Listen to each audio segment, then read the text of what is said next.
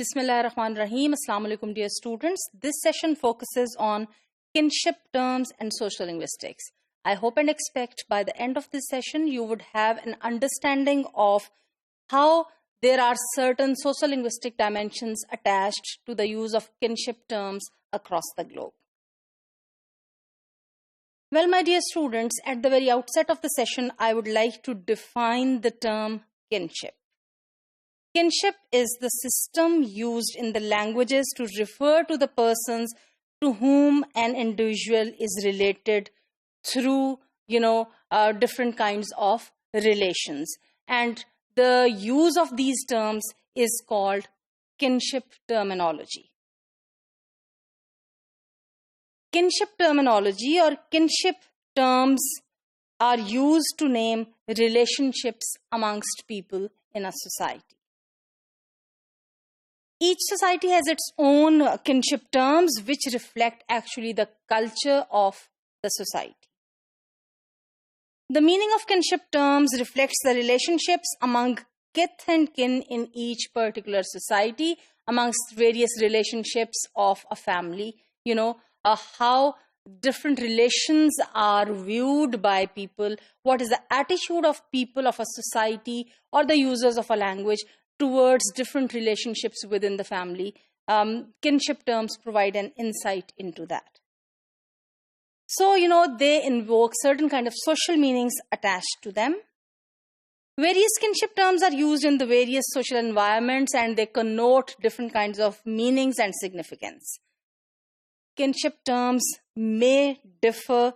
They can be differentiated in terms of various features. For example, on the basis of sex, for the father, mother, or son, or for daughter. So, this is the horizontal one. They can be on the basis of generation, that is mother, daughter. And they can be collateral relationships, for example, uncle and aunt. So, the sociolinguistic study of the kinship terms is required to understand the social meanings that are attached to these titles or these terms that are used to indicate kinship. Well, there are two types of descent that is involved in kinship. Patrilineal, if you look at the screen, patrilineal are the relationships that come from the father's bloodline, and matrilineal are the relationships that come from the mother's side. Kinship, in fact, refers to more like the family tree of a family. So, for example, if for your clarity, if I add to that, in the Pakistani system, in the speakers, for example, of Urdu, for example, for a person there would be ammi and there would be abba, and then there would be chacha and there would be chachi, and then there would be phupho and there would be phupha, and there would be on the maternal side there would be khala and there would be khalu, and there would be mamu and there would be mami, and then the tree, as we draw it further nords, there would be bhatija and there would be bhatiji, and there would be bhanja and there would be bhanji.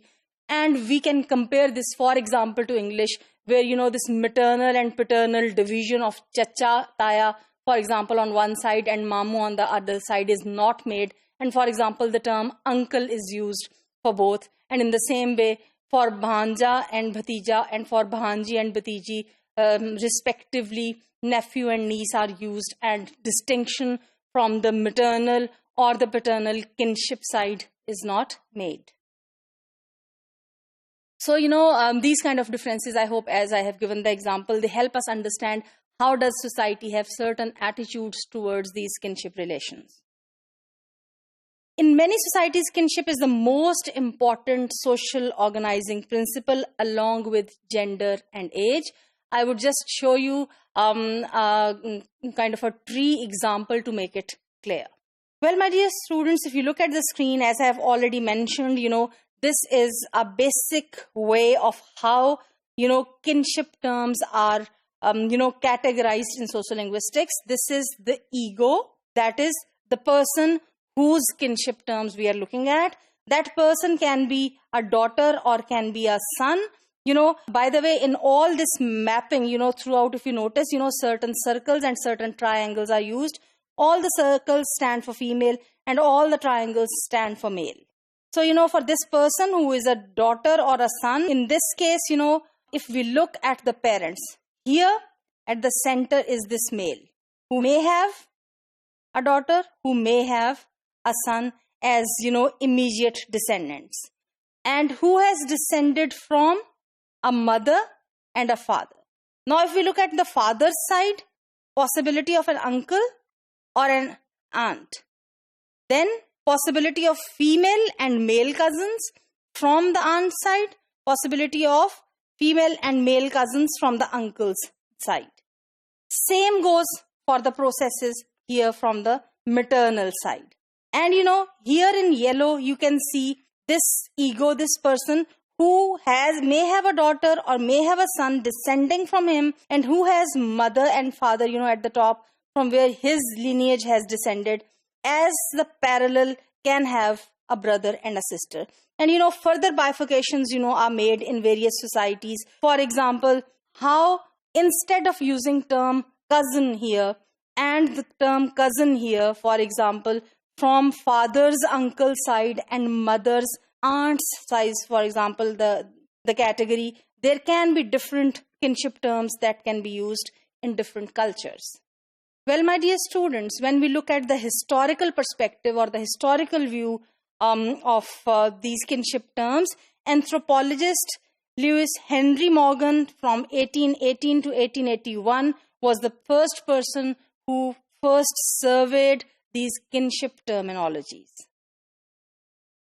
And what he argued was that kinship terminologies reflect different sets of distinctions that exist in different societies. For example, most kinship terminologies distinguish between sexes, that is the difference between a brother and a sister, and between generations, that is between a child and between the parent. Moreover, he argued that kinship terminologies distinguish between relatives by blood and relatives by marriage. Now, this by blood and by marriage, this is another kind of distinction that he actually pointed out. Morgan identified 6 basic patterns of kinship terminologies that I'm going to share with you. The first pattern that he noticed was of what he named as Hawaiian kinship. It only distinguishes between sex and generation. It takes 2 parameters for that. Thus, siblings and cousins are not distinguished, and the same terms are used for siblings and for cousins. So, a bhai and a chachazad, for example, a bhai and a mamuzad would not be differentiated as chachazad and bhai or mamuzad and bhai. Rather, for example, the same term bhai would be used for all. So, in their own languages, in the Hawaiian kinship context, this is how it operates. Sudanese kinship. No two types of relatives share the same term. Now, there are many bifurcations in this. Siblings are distinguished from cousins, and different terms are used for each type of cousin. For example, father's brother's children or father's sister's children, like in Urdu, we have father's sister's children. So, your pupho's children would be termed as differently, but interestingly, in our case, in Urdu's case, father's sister would have a different term, but for the cousin, we do not use the terms very frequently now in our language. The terms puphozad and chachazad, they are more like extinct now. They're not very frequently at least used. Eskimo kinship is a kind of kinship. In addition to sex and generation, it also distinguishes between lineal relatives, those that are directly related by a line of descent, and collateral relatives, those that are related by blood, but are not directly in the line of descent. The fourth kind of kinship that he has talked about is of Iroquois kinship. In this kind of kinship, in addition to sex and generation, it also distinguishes between siblings of opposite sex in the paternal generation. So, our genealogical relationship is traced through a pair of siblings of the same sex it is classed as a blood relationship in this particular kind of kinship. However, one traced through a pair of siblings of the opposite sex can be considered an in-law relationship. In other words, siblings are grouped together with parallel cousins, while separate terms are used for cross cousins. Also, one calls one's mother's sister a mother. This is a very important part. One's mother's sister is called a mother, and father's brother a father. The fifth type is of co-kinship, which, like the previous one, operates but further distinguishes between one's mother's side and one's father's side, which means different terminologies are used for both the sides separately. And there are further details of it, that the number of relatives belonging to one's father's matrilineage are grouped together in grouping generational differences so that the same term is used for both one's, please notice this, one's father's sister and one's father's sister's daughter. So for Pupho, for example, if we take it in our context, and for the daughter of Pupho, same term would be used in this culture for both.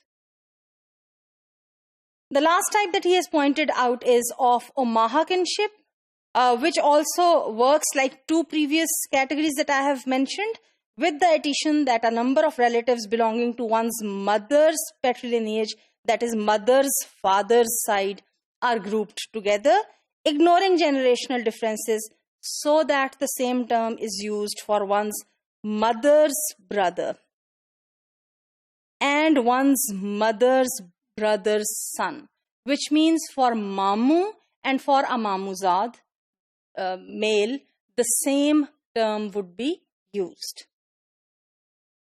So, I hope through these examples it is quite clear to you that kinship terms vary from culture to culture. They have a complete system within them as they operate in each culture, and they provide us attitudes and beliefs and insights into the ways how people look at these kinship relationships.